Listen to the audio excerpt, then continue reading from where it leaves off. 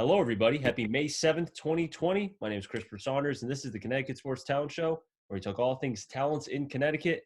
And on today's show, we have the head coach for Westhill. His name, Coach Devellis. Coach Devellis, thanks so much for being able to come on today. Chris, thanks for having me. I'm really looking forward to it. Really excited to talk some ball. You know, it's a pleasure to be able to have you on. When the head coach for Bunnell, Ty Jenkins, told me, said, "Hey, you got to get this dude on. He's a good guy and everything." I was like, "All right, cool. If you say he's good, that I don't need to ask any more questions." Yeah, anytime people are saying good things about you, you'll take it. Ty's a good dude. He's doing a good job over at Bunnell. So yeah, it's nice to have some good dudes in your corner. Yeah, no, I 100% agree with you. It's great to have people, that support you for what you're doing. And I know the community and the kids love what you're doing at Westhill. But before we talk about that, I always like the journey of a coach or a player, in this case, a coach, as you yourself are. Tell me about how you became a football coach to begin with and then a head coach. Yeah, sure. Really, I grew up around sports my whole life. My father was a high school baseball coach at Harding. I have three younger brothers. Really young time, like from a really young time in my life, I was either overseeing my younger brothers or I was playing sports myself. I started playing football specifically when I was 10 years old, and I really just fell in love with the sport. It's the ultimate team sport. I think it teaches you the most about, life. I think it teaches you the most about the most from any other sport that you can take, And I grew up in Newtown, Connecticut. They have a really good football tradition there. It's where I played football, and Ken Roberts was my high school coach. Great guy. Really helped shape kind of my want to coach football. When I was in high school, I knew I wanted to be a football coach. And that's kind of, where I put a lot of my time and my effort into. I ended up getting out of college and coaching with Ken Roberts and a couple other great guys, Coach Apria and Coach Picarillo over at O'Brien Tech during their first year ever, their first football year ever, which was another awesome opportunity for me. And then once I got done with my student teaching, I ended up landing a job at Westhill, which was awesome. And I've been coaching there ever since. So I was an assistant for my first 6 years, and then for the last 2 years, going on 3 years, I've been the head coach there, which has been a blessing. It's been really exciting to be able to try to build something here, which doesn't really have much football tradition. So it's really, really awesome to throw my energy into all of it. Do you think the various roles that you've had leading up to your head coaching spot with Westhill kind of prepared you for a head coach? Because it's not like you were just a defensive coordinator, then okay, a head coach. You were a multitude of things, which then was able to prepare you for this role. Yeah, for sure. I have a background in a bunch of I've been, like I said, since I've been growing up, I've been coaching a ton of stuff. When I was at O'Brien Tech, I coached the receivers and the defensive backs, and then I moved on to Westhill. I was actually the head freshman coach when I started there, and then I moved on to special teams coordinator, right into defensive coordinator, and now having that background has been really awesome for me. I've been blessed with a lot of great people that have kind of looked out for me, and I feel a lot of great support and have been taking this job over. And it seems like, I know it's been tough at Westhill. I know you mentioned about the tradition has not been as far as the wins have not been there. But I think, as a program, the one thing that it needs is stability, and to have you as a familiar face, both in school as far as a teacher, but also as a head coach, kind of brings, as I mentioned before, the kids see your face. And with, young men, the one thing they need is they almost, I don't want to say a father figure, but they want somebody that they respect and that they know will give them tough love and you'll give them back.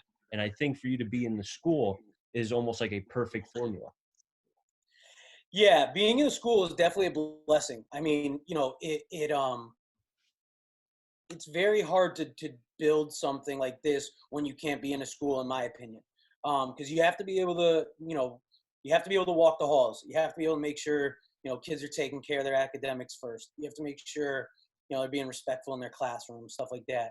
But just being able to have like that other type of relationship, not just I'm showing up at 2:00 and coaching these guys, is really important to me, and really important to them too.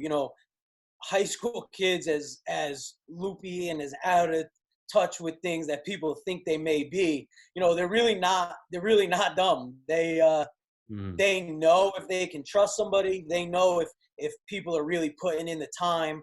And so, when they're walking in and they're seeing us preparing for the week and seeing what the coaching staff is putting in, to our game plans week by week, it definitely helps build that trust. I have an awesome staff that's also in the building, which is a great blessing.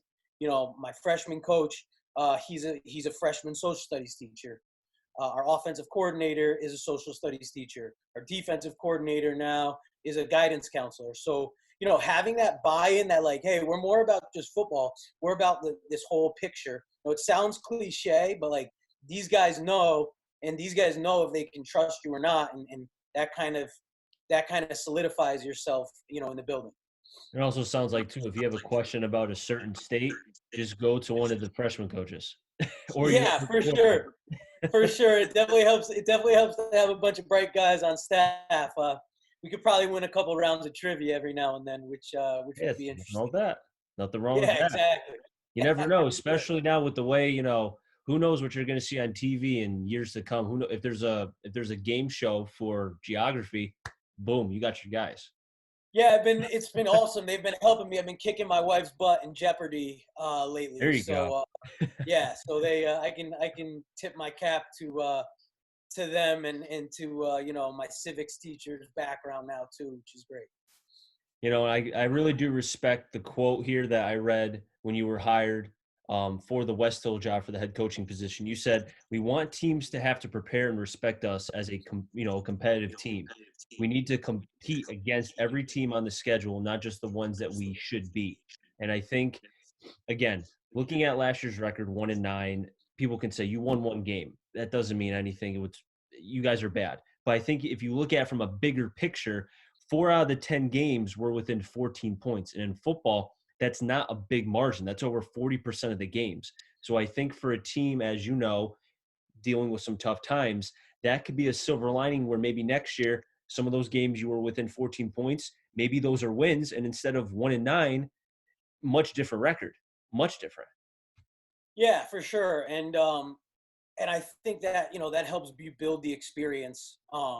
We played a lot of young guys in the last 2 years to try to, help them get this experience for later in their careers. And, I think it's also, it's been a great learning curve for myself as well, as the head coach, kind of, in-game stuff and figuring out what works and what doesn't. So that's been the exciting thing about that. I mean, my dad always said, like, growing up, it's very easy to play a sport when you're winning games by 50 or winning games by 6, 7, 8 runs, as far as baseball.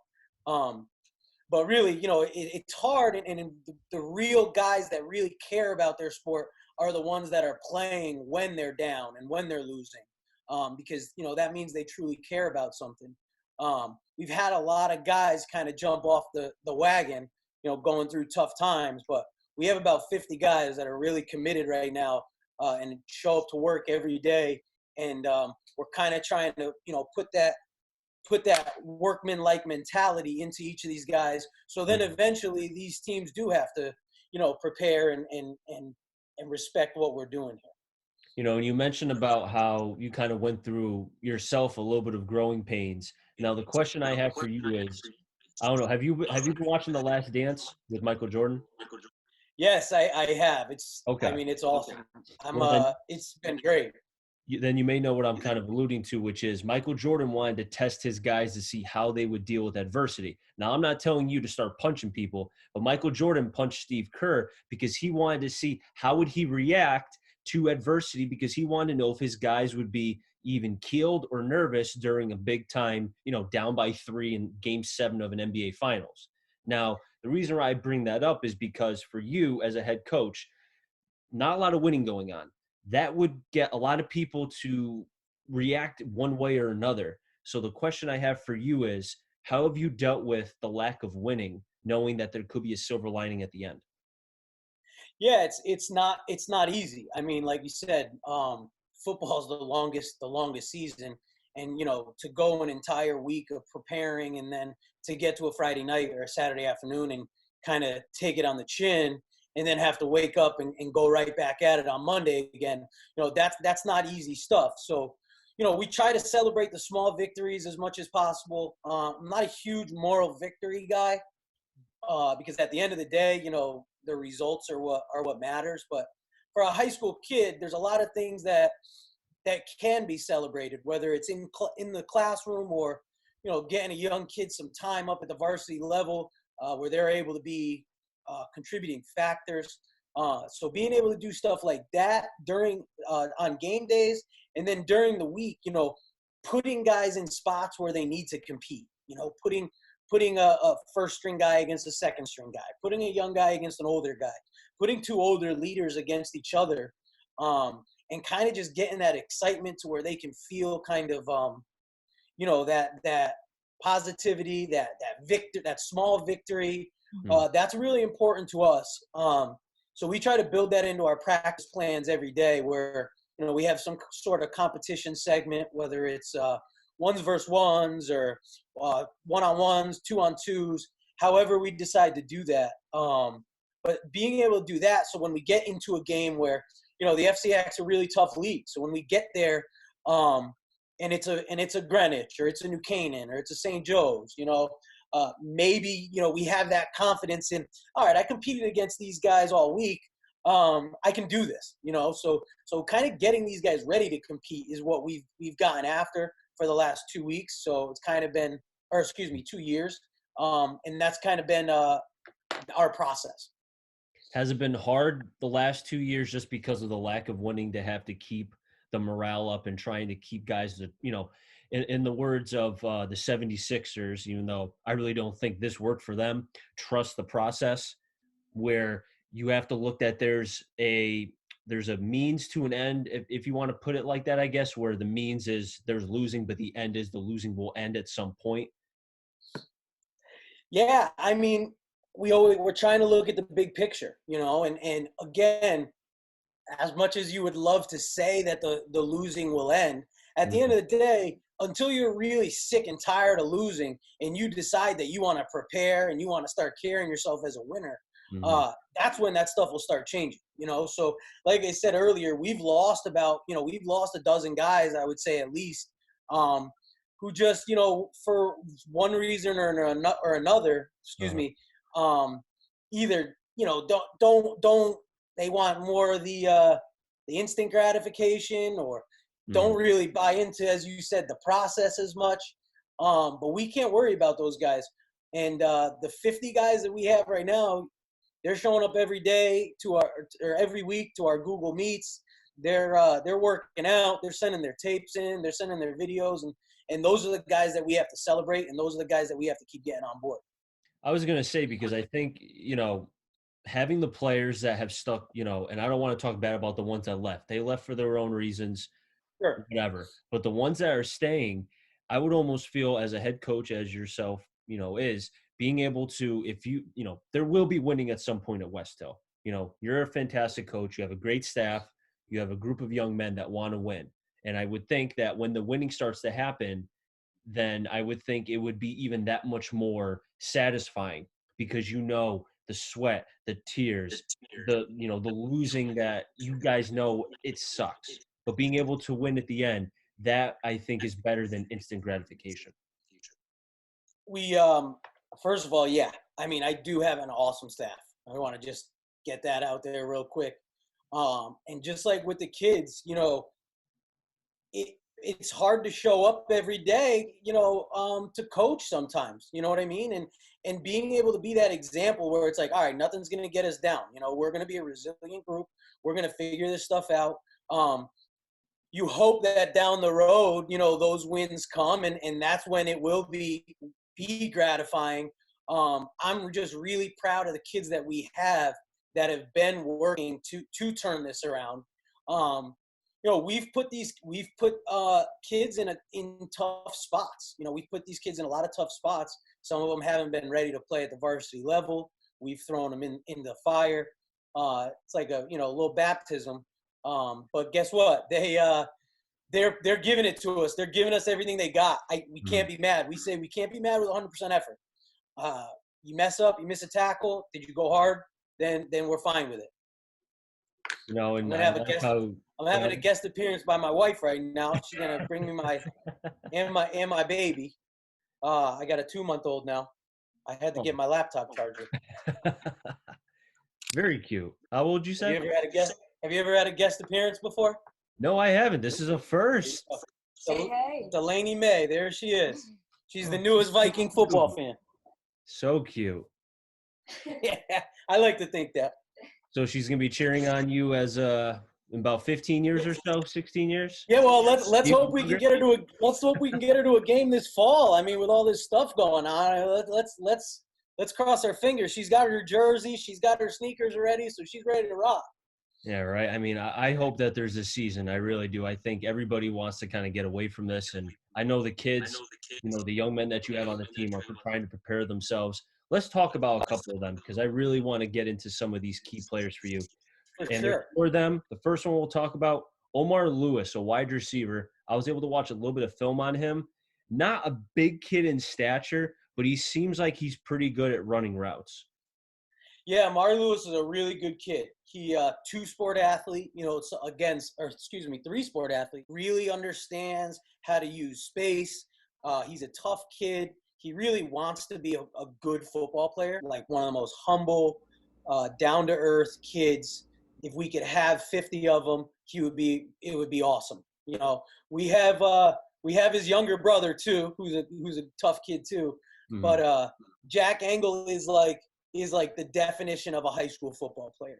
He shows up, doesn't say a word, whatever you want. Yes, coach, no problem, coach.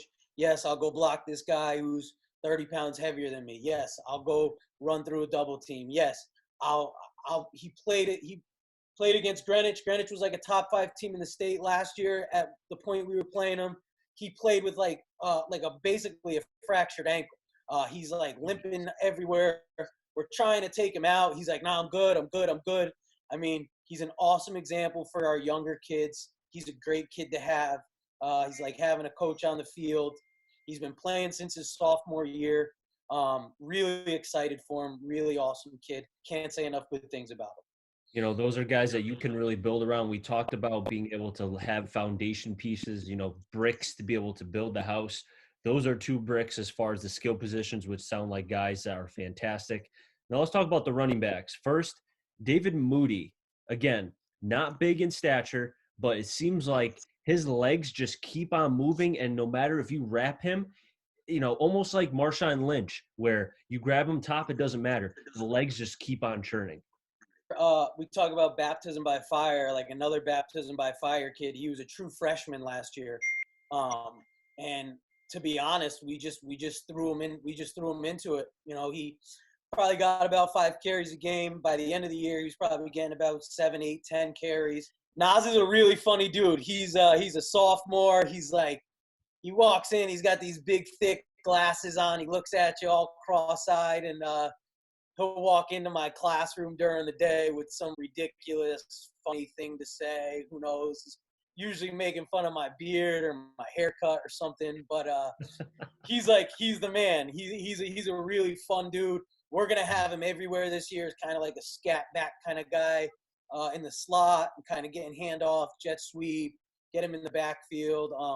But again, like the common theme with these guys are they're just really good kids. They have no attitude problems. They're disciplined. They're focused. They do what they need to do, and they're coachable. And that's not to say we haven't had to talk to these guys in the past, but the best thing about it is like these guys will listen, and then they'll change. A lot of these high school guys are set in their ways, and they're going to kind of do it their way and their way or the highway. And it's been tolerated a little bit in the past, but we're on like a zero tolerance policy here with these guys now, because that's the only way this thing is going to turn around. I'm a big believer in, if you have athletes, then if you have the right system, either both in the weight room and as a coaching staff, you can build a consistent winner. And Westhill seems to always have had athletes, but being able to mold them like clay has been kind of almost like the Rubik's Cube, trying to be able to put the pieces right to be able to match the colors. And I feel like with both you and the staff that you have, you have athletes, you've built a policy now, as you mentioned, zero tolerance. Now it's just being able to again, it could take a couple of years. You've been there now for a few, but by year 3 or 4, I mean, they mention it in college too. You have to give a college coach 4 years before you can judge him, unless you're Nick Saban for Bama. So I think what you're doing, man, I love it, because you got to trust the process. I trust it. I appreciate that, man. And I think we got a good group that does as well, and we have a coaching staff that's bought in, and I appreciate your kind words, and I'm really excited for these guys. Like you said, I hope we get a year, because I'm very excited with how everything is shaking out. I think we can see some successes on the field that we haven't seen in a while. Coach Devellis, we've just about run out of time, but I really do appreciate you being able to come on and talk about Westhill football.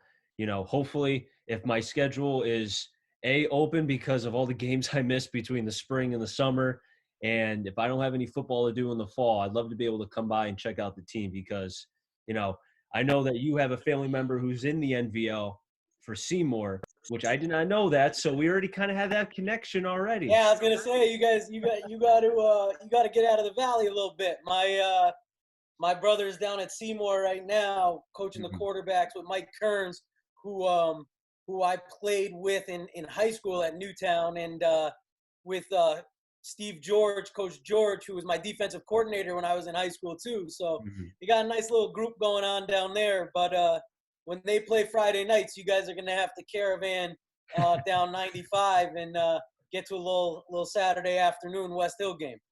Hopefully your brother wasn't saying anything bad about the NVL broadcaster for either football or basketball. He's a big fan. He's a big fan. Yeah, maybe that's the next move. You guys can get those guys on.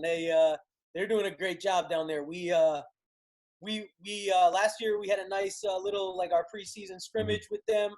So hopefully we're gonna be able to get that going again. And it's really nice to kind of get out of Fairfield County sometimes and get down to the valley. And they play a tough brand of football down there, and that's kind of what we're trying to build around here. So yeah, they're a good group, good bunch, and looking forward to watching them this year. I think they got some good pieces too. It's always, like you mentioned, it's always great to be able to get outside, in my comfort zone, the NVL, go to the SWC, go to the FCAC. I mean, name the conference, because I always felt like it's great to be able to expand and see the different conferences, see how they play their brand of football, basketball, baseball, because no conference plays the sport the same way. It's funny you say that, because you wouldn't think that, you know what I mean? Like, you would think like, oh, high school, but there definitely is a different brand, you know what I mean? Like, and me just being in the FCAC this whole time, but still following my hometown in Newtown, and still following Seymour and those guys, and there's different brands all over the place, and at the end of the day, these guys are all doing a really nice job. You know what I mean? If you're signing up to coach high school football, God bless you. You're doing a great job, and keep grinding, man. Not everybody can win it every year, So those guys that are sticking their nose to the grind and working hard, those guys are cool with me, man. So high school coaches, keep doing your thing. Coach Devellis, again, thanks so much for being able to come on. You're always welcome to come on to the show anytime. I hope so, man. We get a couple wins. Maybe you have me on soon. All right. I'm hoping for that. I know that will happen. I have a feeling. I really do. I appreciate you, man. Yeah, we're gonna be up that way a little bit. We're gonna be up. We play Hamden and Amity this year. They're actually both at home, but nice to get out of the FCAC a little bit every now and then too. So we're looking forward to that, and we're looking forward to hopefully what's gonna be a great year. I hope you and your family also stay safe as well. But I'll wrap things up here on the Connecticut Sports Talent Show. So until next time, stay safe and enjoy the rest of your day, everybody.